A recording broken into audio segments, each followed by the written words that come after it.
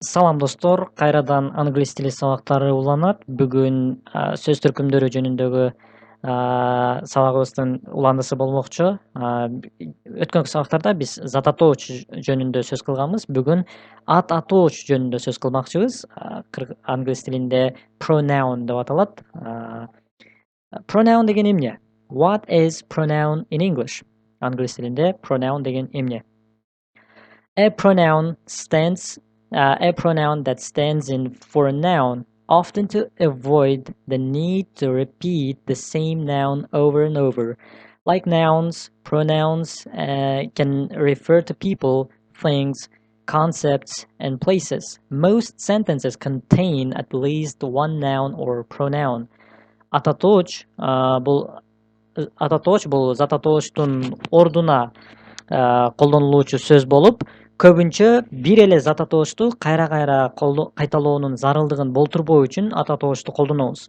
Зат атоочтор сыяктуу эле ат атоочторда адамдар, нерселер, түшүнүктөр жана жерлерди билдирет. Көпчүлүк учурда сүйлөмдөр зат атооч жана ат атоочтон турат. Бул эки сөз түркүмү көп учурда сүйлөмдөрдүн негизин, өзөгүн түзөт. Pronouns are generally classified into three main kinds. Pronounдар булар үчкө бөлүнөт. Мындайча айтканда, кыргыз тилинде билсеңиздер, жактар деген түшүнүктөр бар. Биринчи жак, экинчи жак, үчүнчү жак. Бул жак өзү эмне? Бул биз сүйлөгөндө, мисалы үчүн, мен деп мен жөнүндө сүйлөйбүз. Мен мугалиммин, мен студентмин, мен журналистмин, мен узунмун, мен кыскамын. Жалаң мен болот.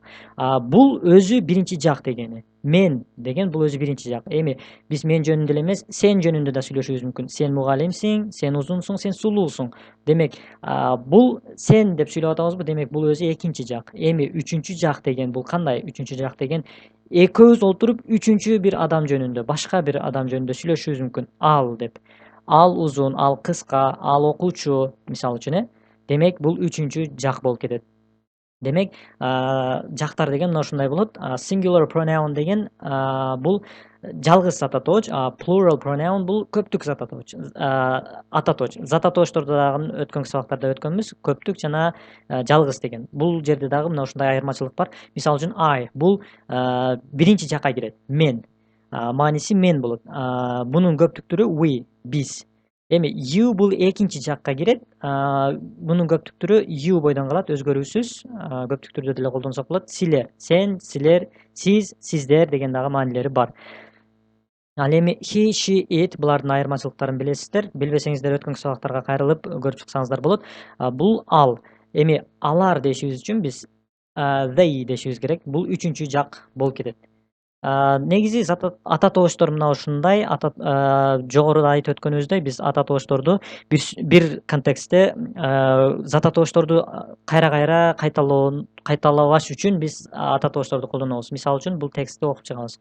Акыл бүгүн эрте туруп, досторуна жолугушууга барды. Акыл достору менен көпкө олтурду. Андан соң акыл жана анын достору түнкү клубга барууну чечти. Бирок акыл түнкү клубга баргысы келбеди. Байкасаңыздар, бул текстте акыл деген сөз, бул зат атооч аябай көп колдонулду. Эми ушул эле текстти биз ат атоочторду кошуу менен өзгөртүп чыктык. Караңыздар. Акыл бүгүн эрте туруп, досторуна жолугушууга барды.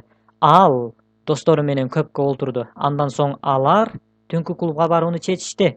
Бирок акыл ал жакка баргысы келбеди.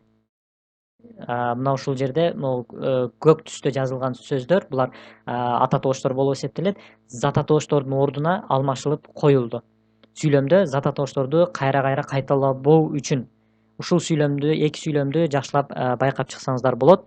Эмне үчүн бизге ат атооч керек экенин түшүнөсүздөр.